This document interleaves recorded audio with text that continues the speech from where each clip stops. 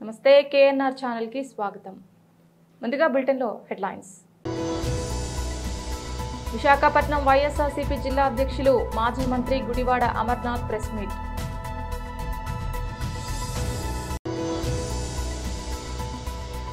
YCP dictionary తెప్పించి మరీ counter ఇచ్చిన నారా లోకేష్.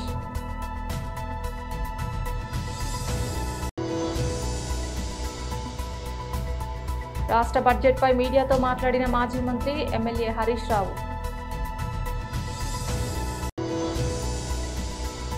ఎమ్మెల్యే మరియు BJLP deputy floor leader Shri Payal Shankar మీడియాను ఉద్దేశించి మాట్లాడారు.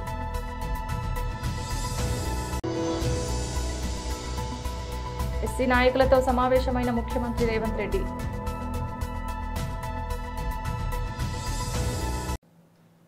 విశాఖపట్నం వైఎస్ఆర్సీపీ జిల్లా అధ్యక్షులు మాజీ మంత్రి గుడివాడ అమర్నాథ్ ప్రెస్ మీట్ నిర్వహించారు.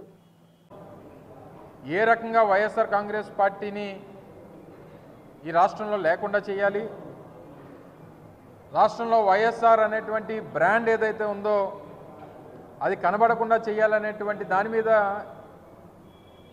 వారు ప్రయత్నాలు చేస్తున్నట్టుగా అనేక సందర్భాల్లో చూసాం. రావడమే నాగార్జున యూనివర్సిటీలో ఉన్నటువంటి రాజశేఖర రెడ్డి గారి విగ్రహాన్ని నేలమట్టం చేసినటువంటి సందర్భాలు చూసాం. బాపట్లలో రాజశేఖర రెడ్డి గారి విగ్రహానికి నిప్పు పెట్టినటువంటి పరిస్థితులు చూసాం. చివరికి ఈరోజు అత్యంత ప్రతిష్టాత్మకమైనటువంటి విశాఖపట్నంలో ఉన్నటువంటి పోతినిమల్లపాలెంలో ఉన్నటువంటి ఇంటర్నేషనల్ క్రికెట్ స్టేడియంకి రాజశేఖర రెడ్డి గారి పేరు మీద ఆ స్టేడియం ఉంటే ఈరోజు కొత్తగా వారి పేరును తొలగించి కేవలం Andhra cricket association VDCA cricket stadium అని చెప్పి కొత్తగా చేసినటువంటి మార్పుల్లో రాజశేఖర రెడ్డి గారి పేరును తొలగించినటువంటి విషయాన్ని కూడా మనందరం కూడా నిన్నటి నుంచి చూస్తూ ఉన్నాం. మీరు రాజశేఖర రెడ్డి గారి పేరుని గోడల మీద చెరిపేయవచ్చు, లేకపోతే రాజశేఖర రెడ్డి గారి పేరుని విశాఖపట్నంలో సీతకొండని ఆ రోజు వైఎస్ఆర్ కాంగ్రెస్ పార్టీ ప్రభుత్వంలో అభివృద్ధి చేసి అక్కడ వైఎస్ఆర్ గారి పేరు మీద వ్యూ పాయింట్ని ప్రారంభోత్సవం చేస్తే అక్కడ రాజశేఖర రెడ్డి గారి పేరుని చేరిపోయవచ్చు, లేదా హెల్త్ యూనివర్సిటీకి పెట్టినటువంటి రాజశేఖర రెడ్డి గారి పేరుని చేరిపోయవచ్చు. కానీ ప్రపంచంలో ఉన్నటువంటి తెలుగువారి గుండెల్లో ఉన్నటువంటి వైఎస్ఆర్ పేరుని చెరిపేసేటువంటి ఆ అర్హత కానీ చెరిపేసేటువంటి స్థాయి కానీ ఈరోజు ఈ కూటమి పార్టీలకి లేదు అనేటువంటి విషయాన్ని ఈ సందర్భంగా తెలియజేస్తూ ఉన్నాం. ఈరోజు VDCA cricket stadium Andhra cricket association ఆధ్వర్యంలో ఉన్నటువంటి పోతినిమల్లపాలెం క్రికెట్ స్టేడియంకి ఆ రోజు ప్రభుత్వం పెట్టినటువంటి పేరు కాదు. ఆ రోజు ఉన్నటువంటి ఆంధ్ర క్రికెట్ అసోసియేషన్ అధ్యక్షులుగా ఉన్నటువంటి గోకరాజు గంగరాజు గారు, లేదా ఆ రోజు ఉన్నటువంటి కమిటీ 2009 సెప్టెంబర్లో ఆ రోజు రాజశేఖర రెడ్డి గారు హఠాత్తుగా మరణిస్తే తక్షణమే ఆ రోజు నిర్మాణంలో ఉన్నటువంటి లేదా ఆ రోజు నూతనంగా నిర్మించినటువంటి ఆ స్టేడియంకి రాజశేఖర రెడ్డి గారి పేరు పెట్టాలని చెప్పి వారు నిర్ణయం తీసుకొని పెట్టినటువంటిది. దాన్ని ఏ హోదాలో తొలగించారు, ఎందుకు తొలగించారు, లేదా పేరు చూస్తే మీకేమైనా భయమా, వైఎస్ఆర్ బ్రాండ్ చూస్తే మీకేమన్నా మేము రాజకీయం చేయలేమనేటువంటి బాధ ఏమైనా ఉందా మీకు? సో అందుకనే ఈరోజు వైఎస్ఆర్ కాంగ్రెస్ పార్టీ దీన్ని తీవ్రంగా పరిగణిస్తూ వీరు చేస్తున్నటువంటి చర్యల్ని తీవ్రంగా ఖండిస్తూ రేపు ఉదయం 10 గంటలకి స్టేడియం దగ్గర ఒక నిరసన కార్యక్రమాన్ని కూడా నిర్వహించాలని చెప్పి పార్టీ నిర్ణయం తీసుకుంది. రేపు ఉదయం 10 గంటలకి రాజశేఖర రెడ్డి గారి విగ్రహం, ఎందుకంటే ఆ స్టేడియంకి రాజశేఖర రెడ్డి గారి పేరు ఉంది. వైసీపీ డిక్షనరీ తెప్పించి మరి కౌంటర్ ఇచ్చిన నారా లోకేష్. అధ్యక్ష, కాంట్రవర్సీ క్రియేట్ చేస్తున్నారు. గౌరవ సభ్యులు, ఇది కరెక్ట్ కాదండి. ఏమనుకోకపోతే మాట చెప్తున్నా, కరికులంలో రాజకీయాలు తీసుకురాదండి. కరికులంలో రాజకీయాలు తీసుకురాదు. ఎక్కడ తీసుకొచ్చారండి? సాఫ్రనైజేషన్ ఎక్కడ జరిగింది? కరికులంలో ఎక్కడ జరిగిందండి? ఎక్కడ జరిగిందని అడుగుతున్నా. సాఫ్రనైజేషన్ అంటే ఏంటో మాకు కొంచెం ఎక్స్ప్లెయిన్ చేయండి సార్, మాకు అర్థం అవట్లేదు, అందుకే అడుగుతున్నా. కొత్త పాఠ్యాంశాలు పెట్టారు. How is that saffronisation sir? How is that saffronisation? చాలా వరకు ఎక్కడెక్కడ తీసుకొచ్చారు సార్. హిందూ గాడ్లని హిందూ మతాలని అన్ని రకరకాలు పెట్టారు సార్ దాంట్లో. ఒక్క నిమిషం అధ్యక్ష, గౌరవ సభ్యులు ఒక్క నిమిషం, 1 సెకండ్. కరెక్ట్ కాదు అధ్యక్ష. రాష్ట్రాన్ని హౌస్ ని తప్పుదారి పట్టిస్తున్నారు అధ్యక్ష. ఒక మాట చెప్తున్నా, కులం మతం ప్రాంతం అతీతంగా పిల్లలందరూ బాగా చదువుకోవాలని కోరుకునే వ్యక్తులం మనందరం. కానీ కావాలని అక్కడ మీరు మతాన్ని తీసుకొచ్చి చదువుల్లో చాలా పొరపాటు చేస్తున్నారు. ఒక్క నిమిషం అండి, మీరు గతంలో ఇచ్చిన డిక్షనరీలో దేవుడు అర్థం ఏముందండి? గతంలో మీరు ఇచ్చిన డిక్షనరీలో మీరు మొన్న లేరు, హౌస్ నుంచి మీరు మళ్ళీ వాకౌట్ అయ్యారు. మొన్న మీరు డిక్షనరీలో మీ ప్రభుత్వం అధికారంలో ఉన్నప్పుడు డిక్షనరీలో దేవుడు అనే అర్థానికి ఆన్సర్ చదివారు సార్? ఒక్క నిమిషం sir, please answer my question. Please understand, please answer my question sir. Sir మీరు ఇచ్చిన డిక్షనరీలో ఇస్లాం గురించి మాట్లాడారు, దేవుడు అంటే ఇస్లాం గురించి మాట్లాడారు, ఇంకో పక్కన క్రిస్టియానిటీ గురించి మాట్లాడారు, హిందూ గురించి ఎక్కడ మాట్లాడలేదు అధ్యక్ష. మన ప్రభుత్వ అధికారంలోకి వచ్చిన తర్వాత దేవుడు అందరి వారు, ఇస్లాం అయి ఉండొచ్చు, క్రిస్టియన్ అయి ఉండొచ్చు, హిందూ అయి ఉండొచ్చు, అందరి వాడని మేము పెట్టాం అధ్యక్ష. మేము ఎక్కడా తీసేదే. సో దయచేసి అధ్యక్ష అనవసరమైన కాంట్రవర్సీ రేపుతున్నారు తప్ప. ఒక్క నిమిషం అధ్యక్ష, in what way curriculum is related to the question? ఒక్క నిమిషం sir, in what way it is related to question? మీరు లేనిపోని కాంట్రవర్సీ లేవనెత్తదండి. ఆధారాలు ఉంటే మీరు బయట పెట్టండి, ఆధారాలు ఉంటే బయట పెట్టండి. సాఫ్రనైజేషన్ ఎక్కడ జరిగింది? మేము తీసుకొచ్చిన మేము తీసుకొచ్చిన పుస్తకాలు కులాలు మతాలు ప్రాంతాలు అతీతంగా పిల్లలకి బాగా చదవాలనేది మా లక్ష్యం అండి. మేము ఇస్తున్నాం. మా డిక్షనరీ అంటే మీకు తీసుకొస్తాం, మీరు చదవండి. దేవుడు అన్న పదం నేను ఇప్పుడు తెప్పిస్తాను డిక్షనరీ. కనీసం సార్, దేవుడు అన్న పదానికి మేము తీసుకొచ్చిన అర్థం ఏంటి, మీ ప్రభుత్వం తీసుకొచ్చిన అర్థం ఏంటి కూడా డిస్కస్ చేద్దాం హౌస్ లో. మళ్ళీ ఆ రోజు ఎందుకు మీరు వాకౌట్ చేశారు స్వామి? ఆ రోజు మీరు ఎందుకు వాకౌట్ చేశారు స్వామి? నాకు బాధ ఆవేదన ఉంటుంది సార్, నాకు బాధ ఆవేదన ఉంటుంది. మీరు హౌస్ ని తప్పుదారి పట్టించి మీరు 5 కోట్ల ఆంధ్రుల్ని తప్పుదారి పట్టిస్తే మేము కూర్చున్నాక సిద్ధంగా లేమండి, మేము కూర్చున్నాక సిద్ధంగా లేము. You withdraw that statement, I will sit. No. రాష్ట్ర బడ్జెట్ పై మీడియాతో మాట్లాడిన మాజీ మంత్రి ఎమ్మెల్యే హరీష్ రావు. అంటే ఈ ప్రభుత్వం ఈ సంవత్సరం 20,000 కోట్ల రూపాయల వడ్డీ లేని రుణం ఇచ్చారు. ప్రతి గ్రూప్ ఎంత తీసుకున్నది? 20 లక్షలు, 30 లక్షలు. ఇప్పుడు బస్సు తీసుకుంటే ఎంత? 50 లక్షలు. ఎలక్ట్రిసిటీ పెడితే ఎంత? 1 కోటి రూపాయలు. అట్లా ఏ గ్రూప్ అయినా 20 లక్షలు 30 లక్షలు ఇచ్చిండ్రు లోన్. మరి వడ్డీ లేని రుణం ఎంత వస్తుంది? 20 లక్షలు తీసుకుంటే 5 లక్షలకే వడ్డీ లేని రుణం. మిగతా 15 లక్షలకు 12.5% కాడికి బ్యాంకులకు మహిళలే వడ్డీ కట్టుకుంటున్నారు. అంటే ఆ మిగతా 15 లక్షలకు నెలకు 15,000 రూపాయల వడ్డీ అవుతుంది. కానీ బడ్జెట్లో ఏం చెప్తుండ్రు? 1,00,000 కోట్ల రూపాయల వడ్డీ లేని రుణం ఇస్తున్నాము అని బడ్జెట్లో చెప్పిండ్రు. అంటే వాళ్ళు తీసుకున్న మొత్తం డబ్బుకు వడ్డీ లేని రుణం ఇస్తే మీరు చెప్పింది నిజం. ఇస్తున్నది 5 లక్షలకు, కానీ చెప్తున్నది మొత్తానికి. అంటే నిజానికి 20,000 కోట్లు ఈ ఆర్థిక సంవత్సరంలో మహిళలకు అప్పిస్తే వడ్డీ లేని రుణం వర్తించేది 4-5 వేల కోట్లకు పెంచదు. మిగతా 15-16 వేల కోట్లకు మహిళలు 12.5% ఇంట్రెస్ట్ వాళ్ళే కట్టుకుంటున్నారు. అంటే అసెంబ్లీ సాక్షిగా ఈ రాష్ట్ర ప్రభుత్వం ఈ రాష్ట్రంలోని మా అక్కా చెల్లెలను మహిళలందరినీ కూడా దారుణంగా మోసం చేస్తా ఉంది, అబద్ధాలు చెప్తా ఉంది. బడ్జెట్ స్పీచ్ లో కూడా అబద్ధాలు చెప్తున్నారు. నేను ఉత్తగా చెప్తలేను. అసెంబ్లీలో ఈ ప్రభుత్వం ఇచ్చిన సమాధానం, ఇది సంతకం కూడా చూడండి కింద, ఈ సమాధానం ఇచ్చింది సీతక్క గారు. అసెంబ్లీలో ప్రభుత్వం తరఫున సమాధానం ఇచ్చారు. అంటే మహిళలకు 1,00,000 కోట్ల వడ్డీ లేని రుణం అనేది బోగస్ మాట, అబద్ధపు మాట అసెంబ్లీలో ఈ ప్రభుత్వం చెప్పింది. నంబర్ 1. Number 2, stitching charges. అది ఇంకా జోక్ ఏంటంటే పోయినసారి అదే పేజ్ 35లో చెప్పిండ్రు 2024-25లో. ఈసారి కూడా మక్కి అదే పేజ్ 35లో చెప్పిండ్రు. పోయినది అమలైందా అంటే కాలేదు. ఏంటిది ఇది?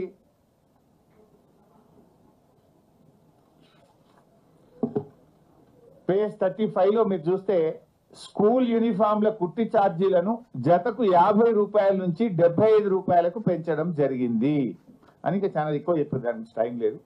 ఈసారి కూడా మీరు చూస్తే ఇది ఈ సంవత్సరం బడ్జెట్ బుక్. ఇందులో కూడా ఏం చెప్తారంటే స్వయం సహాయక సంఘాలకు పాఠశాల విద్యార్థులకు యూనిఫామ్లు కుట్టే బాధ్యత అప్పగిస్తూ కుట్టు ఛార్జీలను 75 రూపాయలకు పెంచడం జరిగింది. సేమ్ పేజ్ 35 మక్కి కొట్టిరే, మారం కూడా మారలే. అయితే దీంట్లో ఏముంది, నిజంగా 75 రూపాయలు ఇచ్చిండ్రా?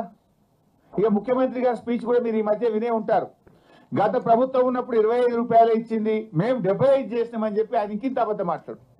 ఓపెన్ స్పీచ్ ముఖ్యమంత్రి గారు బహిరంగ మీటింగ్ లో చెప్పిండ్రు. నిజమేంటంటే మేమున్నప్పుడు 50 రూపాయలు ఇచ్చాము, మేము మహిళా సంఘాలకే ఇచ్చాము. ఈ ప్రభుత్వం కూడా ఎమ్మెల్యే మరియు BJLP deputy floor leader Shri Payal Shankar మీడియాను ఉద్దేశించి మాట్లాడారు.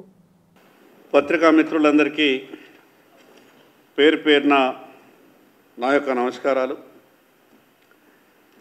ఈరోజు తెలంగాణ రాష్ట్ర శాసనసభలో కాంగ్రెస్ ప్రభుత్వం ప్రవేశపెట్టినటువంటి బడ్జెట్ చూస్తే ఇందిరమ్మ రాజ్యం పేరు మీద ప్రజలను ఏ రకంగా కాంగ్రెస్ పార్టీ మోసం చేసిందో ఈరోజు బడ్జెట్ని చూసిన ప్రతి ఒక్కరికి కూడా అర్థమైంది. అధికారంలోకి రావడానికి చాలా గొప్పగా హామీలు ఇచ్చిండ్రు.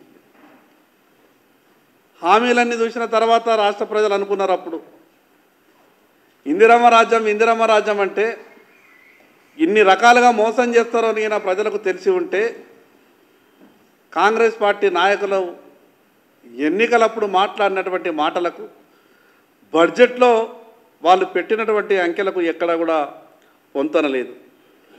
కానీ బడ్జెట్ని చూసినప్పుడు స్పష్టంగా 3 రోజుల ముందు రాష్ట్ర ముఖ్యమంత్రి గారు ఒక మాట అన్నారు, ఈ రాష్ట్ర ఆర్థిక వ్యవస్థ క్యాన్సర్లో ఉన్నదని. ఈరోజు బడ్జెట్ని చూసిన తర్వాత ముఖ్యమంత్రి గారు నిజమే చెప్పిండ్రు, అబద్ధం చెప్పలేదనిపించింది. కానీ క్యాన్సర్ ఏ స్టేజ్లో ఉన్నదో ఇప్పుడు తెలుసుకోవాల్సినటువంటి అవసరం ఉన్నది. ఏ ఒక్క వర్గాన్ని కూడా ఈరోజు కాంగ్రెస్ పార్టీ సంతృప్తి పరిచే విధంగా కానీ అదేవిధంగా వాళ్ళు పెట్టినటువంటి అంకెల్ని చూస్తే ప్రజలకు మంచి జరుగుతుందని ఎక్కడా కూడా లేదు. ఉన్నటువంటి పెన్షన్లకు రూపాయి పెంచే పరిస్థితి లేదు, కొత్త పెన్షన్లు ఇచ్చేటటువంటి పరిస్థితి లేదు. ఈరోజు భట్టి గారు చదివినటువంటి ఆ యొక్క ఉపన్యాసంలో సగమైతే కేంద్ర ప్రభుత్వం నిధులతో నడుస్తున్నటువంటి పథకాల గురించి చదివిరు.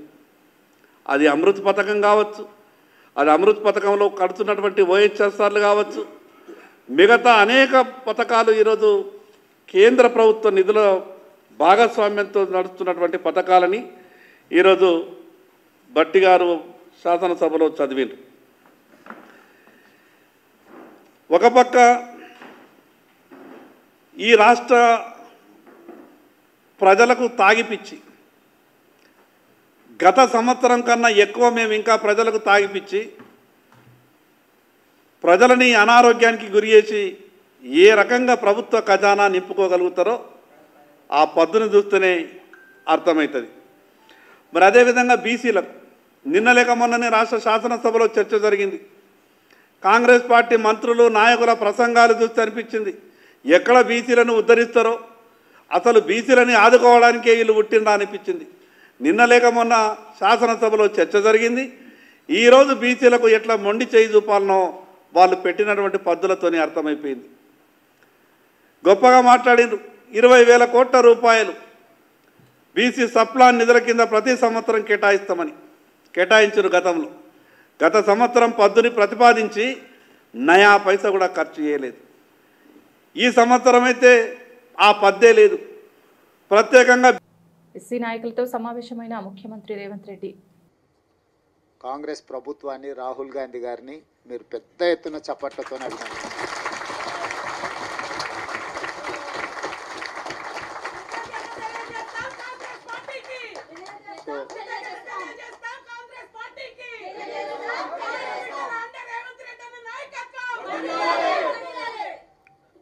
నేను ఎందుకు ఈ మాట చెప్తున్నా అంటే మన నాయకుడు రాహుల్ గాంధీ గారు పట్టుదలతోని లేకపోతే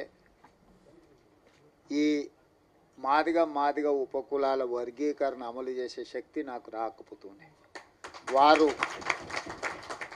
చాలామందికి భిన్నాభిప్రాయాలు ఉన్నా రాహుల్ గాంధీ గారు నువ్వు ఇది అమలు చెయ్యి, నేను ఉన్నా అని భుజం తట్టడంతో ఎన్ని సమస్యలు వచ్చినా దాని ఒక క్రమ పద్ధతిలో మంత్రివర్గ ఉపసంఘం వేసినప్పుడు నేను దామోదర్ రాజనరసింహ గారిని ఉపసంఘం చైర్మన్గా ఉండాలని నేను అడిగిన. దామన్న అన్నాడు, నేను కాదు ఉత్తమ్ కుమార్ రెడ్డి గారిని పెట్టు, అందరినీ సమన్వయం చేసుకోవాలి, రేపు నేనే ఉండి చేస్తే దామోదర్ రాజనరసింహ గారు ఆ సామాజిక వర్గానికి సంబంధించిన వాడు కాబట్టి వడ్డించేవాడు వాళ్ళోడే, వాళ్ళకే ఎక్కువ వడ్డించిందని చెడ్డ పేరు వస్తుంది. అట్లా కాకుండా మా న్యాయమైన హక్కు ఎవరిచ్చినా మాకు తప్పకుండా ఇస్తారు కాబట్టి ఉత్తమ్ కుమార్ రెడ్డి గారిని చైర్మన్గా పెట్టు అని వారు సూచన చేశారు. ఉత్తమ్ కుమార్ రెడ్డి గారిని చైర్మన్గా పెట్టి, దామన్నను కో చైర్మన్గా పెట్టి, పొన్నం ప్రభాకర్ గారిని, సీతక్కను, అదేవిధంగా శ్రీధర్ బాబు గారిని అందరినీ కమిటీలో వేసి, మల్లు రవి గారిని కూడా ఈ కమిటీలో పెట్టి 6 సార్లు సమావేశం చేసిన తర్వాత ఇది 7 మంది న్యాయమూర్తులు ఇచ్చిన జడ్జిమెంటు. పరిపాలన పరంగా మనం ఎంత విశ్లేషించినా న్యాయపరంగా కూడా దీన్ని విశ్లేషించాలి. భవిష్యత్తులో న్యాయపరమైన చిక్కులు మళ్ళీ రాకూడదు. దీనికి శాశ్వత పరిష్కారం చూపించాలి. శాశ్వత పరిష్కారం చూపించాలంటే 1 మ్యాన్ కమిషన్ ఏర్పాటు చేయాలని చెప్పి వారు సూచన చేశారు. 1 మ్యాన్ కమిషన్ విషయంలో కూడా చాలా రకాలుగా ఆలోచన చేసినాం, వీళ్ళని వేద్దామా వాళ్ళని వేద్దామా అని. ఎవరిని వేసినా ఏదో ఒక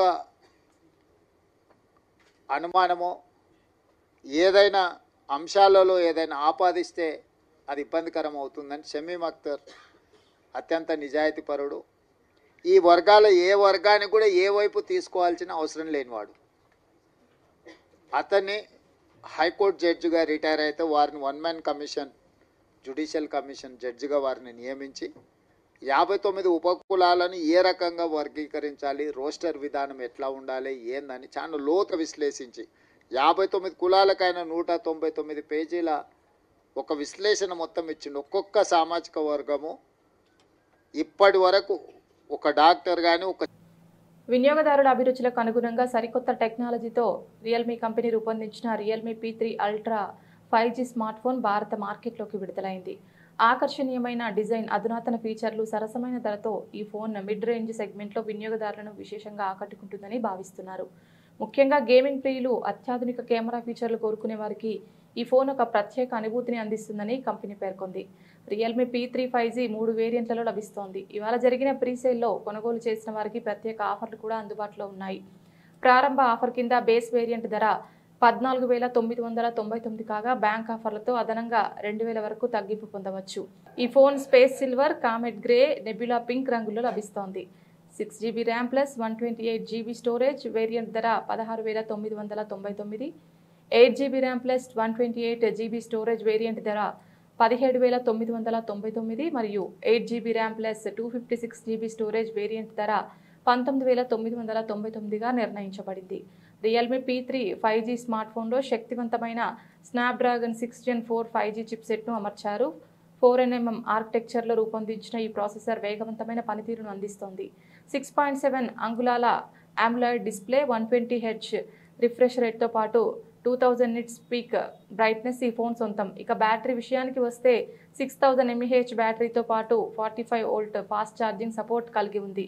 IP69 రేటింగ్, BGMI 90 FPS సపోర్ట్తో గేమింగ్ అనుభవం మరియు అద్భుతంగా ఉంటుందని రియల్మీ సంస్థ తెలిపింది. మైనర్ స్కూల్ బాలికను లైంగికంగా వేధిస్తున్న ఉపాధ్యాయుడు ప్రకాశం జిల్లా కనిగిరి పట్టణంలోని బాలికల పాఠశాలలో 6-7వ తరగతి విద్యార్థుల పట్ల లైంగిక వేధింపులకు పాల్పడ్డ రంగారెడ్డి అనే ఉపాధ్యాయుడు దాదాపు 6 మంది పిల్లల పట్ల అసభ్యంగా ప్రవర్తించాడని, ఇంట్లో చెప్తే కొడతానని ఆ ఉపాధ్యాయుడు పిల్లలను బెదిరించడంతో ఆలస్యంగా వెలుగులోకి వచ్చిన ఘటన. ఈ సంఘటన పట్ల MUOకు ఫిర్యాదు చేసిన ఉపాధ్యాయుడిపైన ఎలాంటి చర్యలు తీసుకోకపోవడంతో అతనిపై కఠిన చర్యలు తీసుకోవాలని డిమాండ్ చేస్తూ ఆందోళనకు దిగిన తల్లిదండ్రులు.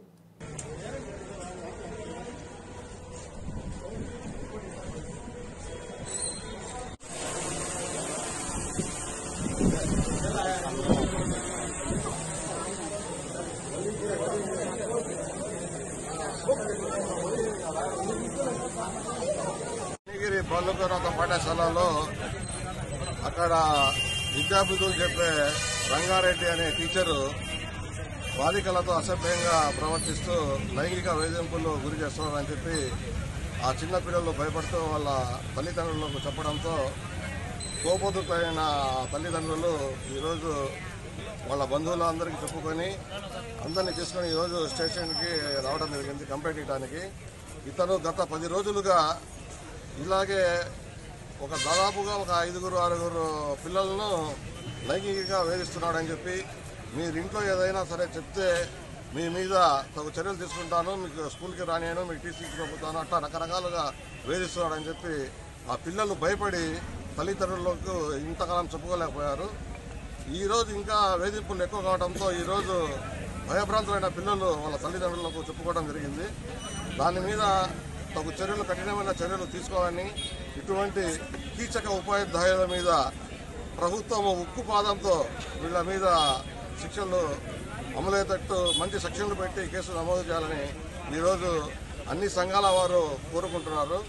కాబట్టి ఈరోజు ఎండిపోయిన పంటలకు ఎకరానికి 25,000 ఇవ్వాలి. తెలంగాణలో పంటలు ఎండిపోయాయంటే అది కాంగ్రెస్ ప్రభుత్వం చేతగానితనం కారణం.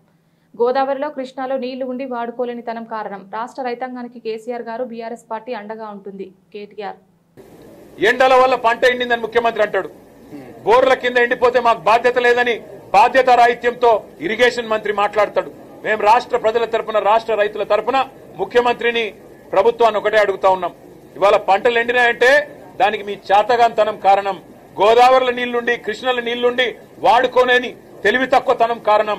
చెరువులు నింపలేని తెలివి తక్కువతనం. పంప్ హౌజ్లు టైంకి స్టార్ట్ చేయలేని తెలివి తక్కువతనం. బరాజ్ ఏమన్నా చిన్న ప్రాబ్లం ఉంటే రిపేర్ చేసి నీళ్లు తీసుకోవాలనే సోయిలేని తనంతోనే ఈ ప్రభుత్వానికి ఇవాళ బాధ్యత మరిచింది. అందుకే మేము రాష్ట్ర ప్రజల తరపున అడుగుతా ఉన్నాం. ఎక్కడెక్కడైతే పంట ఎండిపోయిందో ఎకరానికి 25,000 రూపాయల చొప్పున వెంటనే ఈ బడ్జెట్ లో డబ్బులు కేటాయించి నష్టపరిహారం రాష్ట్ర ప్రభుత్వమే చెల్లించాలి. రాష్ట్రంలో లక్షలాది ఎకరాల్లో పంట ఏదైతే ఎండుతుందో దానికి ఖచ్చితంగా ఈ ప్రభుత్వం రైతులకు క్షమాపణ చెప్పాలి. ఇలా భూగర్భ జలాలు అడుగంటున్నాయంటే ఖచ్చితంగా దానికి కారణం ఈ ప్రభుత్వమే. చెరువులు నింపకపోవడం, ఇష్టం వచ్చినట్టు చెక్ డ్యాములు నింపకపోవడం, ఇష్టం వచ్చినట్టు ఇసుక తోడుకోవడానికి, కేవలం ఇసుకతో దోపిడీ, కాంగ్రెస్ నాయకుల జేబులు నింపడానికి మీరు చేసిన నిర్వాహకం అనే కారణం ఇవాళ గుర్తుపెట్టుకోవాలని కోరుతూ, రాష్ట్ర రైతాంగానికి కేసీఆర్ గారు ఉన్నారు, బీఆర్ఎస్ ఉన్నది. మేము భరోసాను ఇస్తూనే ఉంటాం, మీ తరఫున కొట్లాడుతూనే ఉంటాం. ఎక్కడెక్కడైతే పంటలు ఎండుతున్నాయో ఆయా ప్రాంతాల్లో పర్యటించి రైతుల్లో మనోధైర్యాన్ని నింపడానికి మేము ప్రయత్నం చేస్తూనే ఉంటామని చెప్పి కూడా తెలియజేస్తూ బులెటిన్ ముగించే ముందు హెడ్లైన్స్ మరొకసారి. విశాఖపట్నం వైఎస్ఆర్సీపీ జిల్లా అధ్యక్షులు మాజీ మంత్రి గుడివాడ అమర్నాథ్ ప్రెస్ మీట్.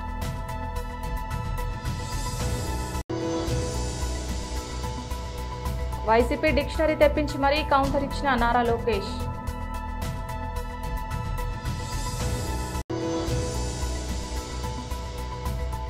రాష్ట్ర బడ్జెట్పై మీడియాతో మాట్లాడిన మాజీ మంత్రి ఎమ్మెల్యే హరీష్ రావు.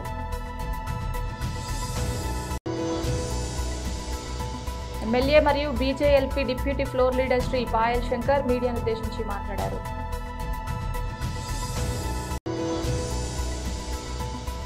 ఎస్సీ నాయకులతో సమావేశమైన ముఖ్యమంత్రి రేవంత్ రెడ్డి. ఇది ఇవాల్టి బులెటిన్. తిరిగి మరొక బులెటిన్లో మళ్ళీ కలుద్దాం. అంతవరకు సెలవు. నమస్కారం.